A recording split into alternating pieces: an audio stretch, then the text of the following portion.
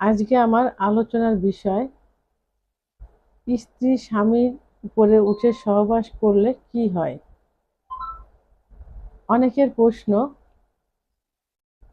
আমার স্ত্রী যদি আমার উপরে উঠে সহবাস করে তাহলে কোনো সমস্যা হবে কিনা। আবার অনেক মহিলা প্রশ্ন করে থাকেন যে আমি যদি আমার স্বামীর উপরে উঠে সহবাস করি তাহলে কোনো সমস্যা হবে কিনা। দেশের এবং প্রবাসের ভাই বোনদের প্রতি সালাম। আসসালামু আলাইকুম।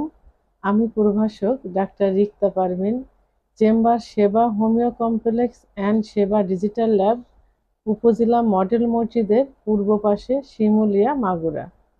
এই বিষয়টি নিয়ে এখন আলোচনা করব। বাংলাদেশ সহ এশিয়া মহাদেশের নারী পুরুষের একটা বদ্ধমূল ধারণা যে স্ত্রী শুয়ে থাকবে, স্বামী উপর থেকে সহবাস করবে, এবং এটাই পূর্ব থেকে হয়ে আসছে। এখনো কিন্তু এই নিয়মটাই রয়ে গেছে, এটা একটা নিয়মের ভিতর পড়ে গেছে মনে হয়। তবে পজিশন কিন্তু দুইটাই মেন ধরা হয়।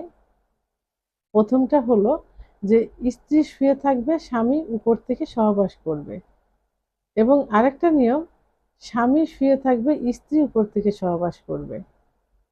যাই হোক, স্বামী স্ত্রী সম্পর্ক মধুর সম্পর্ক, কিন্তু সেই সম্পর্ক আরো মধুর হয়, আরো গভীর হয় যদি সম্পর্কটা একান্তই মধুর হয়ে থাকে, এবং সেই সম্পর্কটা হলো সহবাস। সহবাস যদি সুখের হয়, দুজনে যদি তৃপ্তি পায়, স্বামী এবং স্ত্রী, তাহলে সেই সম্পর্কটার মতো সম্পর্ক আর কিছুই হয় না।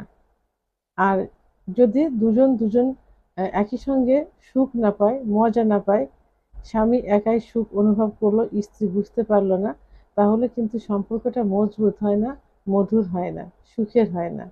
তো এজন্য কি করতে হবে, স্বামী স্ত্রী উভয়েরই সহবাসকে মধুর করতে হবে। তার জন্য আহ, আহ, এই মধুর সম্পর্কের জন্য স্ত্রী স্বামীর উপরে উঠে সহবাস করতে পারে। তবে ইসলামিক শরিয়ত অনুযায়ী কিন্তু আহ, স্ত্রীর পিছন দিক থেকে, অর্থাৎ রেকটাম বা মলদ্বার দিয়ে কিন্তু সহবাস করা যাবে না। এই এই মলদ্বার বাদে স্ত্রীর যে কোনো পাশ দিয়ে সহবাস করে বীর্যপাত ঘটাতে পারে। আমি এখন স্ত্রী উপরে উঠে যদি সহবাস করে তাহলে কি কি হয় সেই বিষয় নিয়ে আলোচনা করব। স্ত্রী উপরে উঠে সহবাস করলে এর খারাপ দিকও আছে, ভালো দিকও আছে। খারাপ ভালো দুটা মিলেই কিন্তু এই সম্পর্কটা মধুর হতে পারে, যদি একটু নিয়ম মেনে চলা যায়, সময়টা মেনটেন করা যায়।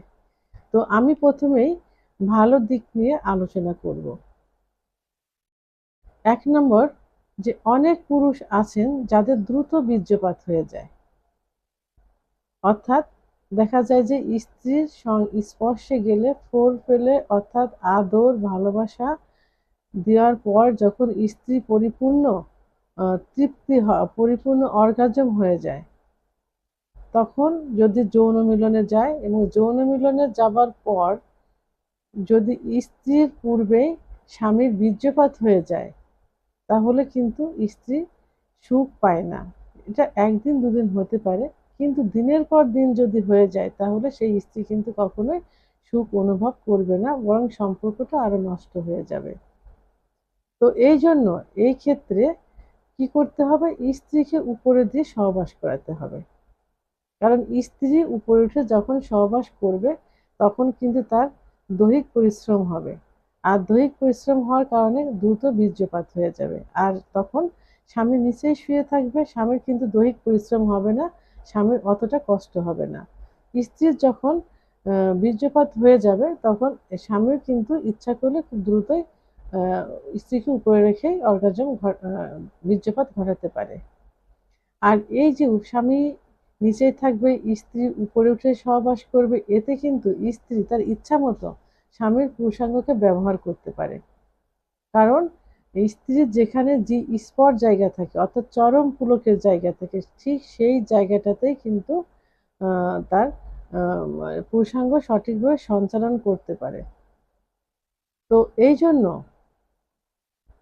যেসব পুরুষেরা দ্রুত বীর্যপাত হয়ে যায় স্ত্রীকে নিচে শুয়ে রেখে সহবাস করলে, সেই সব ক্ষেত্রে স্ত্রীকে উপরে দিয়ে সহবাস করলে খুব দ্রুত স্ত্রীর বীর্যপাত হয়ে যাবে, তাহলে স্বামী স্ত্রী দুজনে কিন্তু সুখ অনুভব করবে। 2 নাম্বার, যেসব পুরুষের লিঙ্গ ছোট থাকে, অর্থাৎ দেখা যায় যে 3 ইঞ্চি, 3.5 ইঞ্চি, 4 ইঞ্চি মতো থাকে, অর্থাৎ অনেকে দেখা যায় যে 3 ইঞ্চির কম থাকে, তাদেরকে অবশ্য আহ, ছোট পেনিস বলে, অর্থাৎ মাইক্রো পেনিস বলে। তো এই পেনিস দিয়ে কিন্তু তারা স্ত্রীকে সঠিক মতো সুখ দিতে পারে না। তো তখন কি করবে? কারণ স্ত্রী নিচে থাকলে সে উপর থেকে যৌন কার্য পরিচালনা করলে তার ছোট পেনিসটা কিন্তু কখনোই সঠিকভাবে স্ত্রীর যে চরম পুলকের জায়গা, যে স্পট জায়গা, সে জায়গাটা হয়তো স্পর্শ করতে পারবে, কিন্তু তার যে জরায়ুর মুখ, এই মুখে কিন্তু কখনোই স্পর্শ করাতে পারবে না। আর জরায়ুর মুখে স্পর্শ করলে কিন্তু স্বামী এবং স্ত্রী উভয়েরই কিন্তু সেক্স উত্তেজনা বেড়ে যায়, স্ত্রীর কিন্তু অর্গাজম হয় এবং স্বামীর কিন্তু খুব তৃপ্তি অনুভব করে এবং দ্রুত বীর্যপাত হয়। তো যাদের ছোট পেনিস থাকে তাদের স্ত্রীদেরকে, এবং যাদের বড় পেনিস থাকে তাদের স্ত্রীদেরকে উপরে দিয়ে সহবাস করলে তারা তাদের ইচ্ছা মতো পেনিসটাকে ব্যবহার করতে পারে। কারণ স্বামী নিচে থাকলে পেনিসটা যখন দাঁড়ানো অবস্থায় থাকে তখন সে ইচ্ছামতো এটা পরিচালনা করতে পারে, এবং মহিলাদের যে স্পট জায়গা অর্থাৎ চরম পুলকের জায়গা যোনির মুখ থেকে কিন্তু 2.5 ইঞ্চি ভিতরে থাকে, 2 থেকে 2.5 ইঞ্চি। তো যখন স্বামী নিচেই থাকবে তখন তার যে ছোট পেনিস 3, 3.5, তখন কিন্তু সে খুব সহজেই পেনিসটাকে ব্যবহার করতে পারে এবং জি স্পট জায়গা নিয়ে সঞ্চালন করতে পারবে। এবং সে চাইলে পজিশন যদি সে ঠিকমতো ব্যবহার করতে পারে তাহলে তার এই ছোট পেনিস দিয়ে কিন্তু জরায়ুর মুখে স্পর্শ করতে পারে।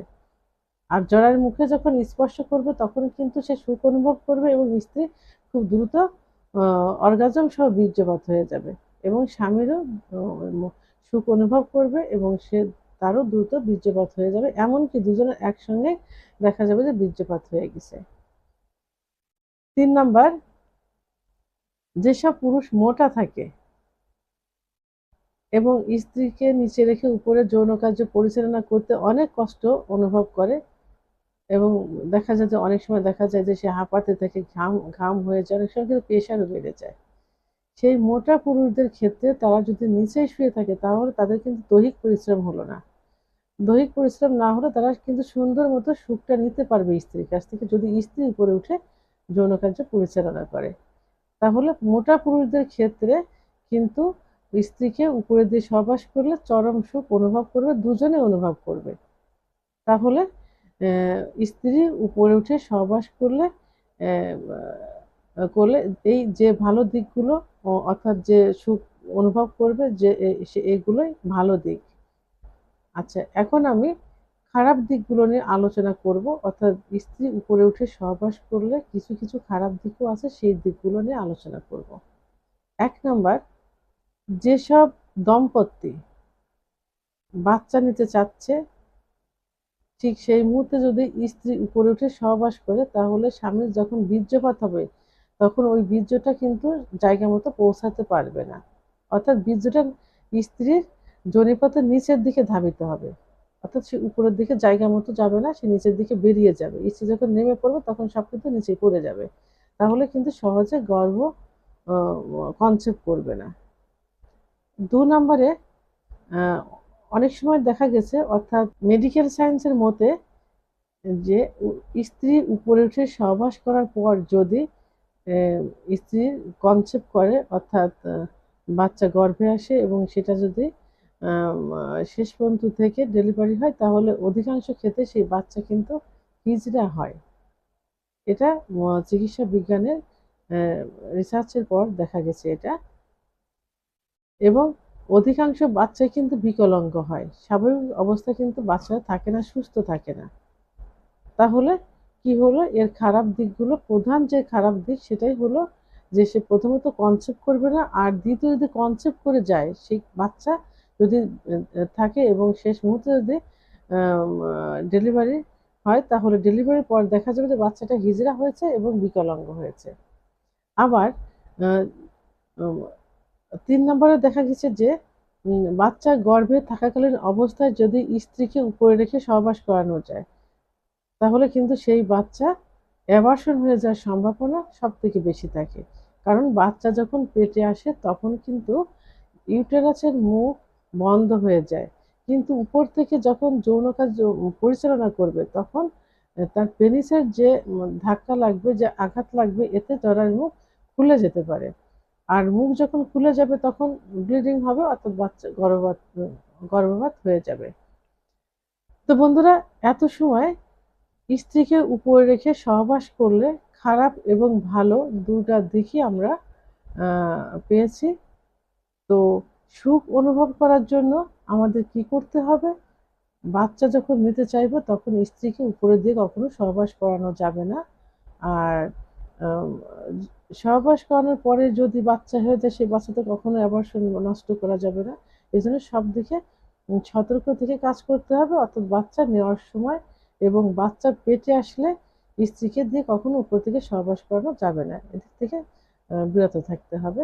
আর প্রকৃত সুখ নেওয়ার জন্য আ আম আমাদের এই যে পরিকল্পনা, বাচ্চা নেওয়ার পরিকল্পনা, বাচ্চা পেটে আসার পর এই সময়গুলো বাদ দিয়ে বাকি সময়গুলো আমরা কি করতে পারি? স্ত্রীকে উপরে দিয়ে সহবাস করতে পারি। তাহলে স্বামী-স্ত্রী উভয়ে কিন্তু সুখ অনুভব করা যাবে এবং আ স্বর্গীয় সুখ পাওয়া যাবে। তো বন্ধুরা, আমার ভিডিওটি সম্পর্কে যদি কোনো মতামত থেকে থাকে অবশ্যই কমেন্টসের মাধ্যমে জানাবেন। আর ভিডিওটি ভালো লাগলে লাইক, কমেন্ট, সাবস্ক্রাইব করে আমার সঙ্গে থাকুন। আল্লাহ হাফেজ।